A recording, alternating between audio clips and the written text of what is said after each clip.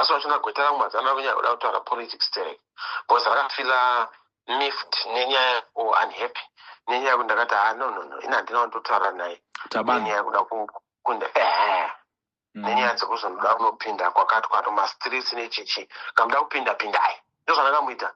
They were trying to push me kuti iwe mukuru uchitoudza vanhu vapinde ndikati no munogona kutaura imimi kana mune capacity iyoyo.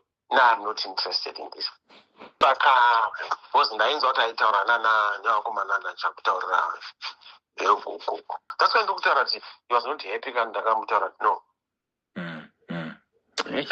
It was a stop sign. No, inini vakomana, don't involve me in your things.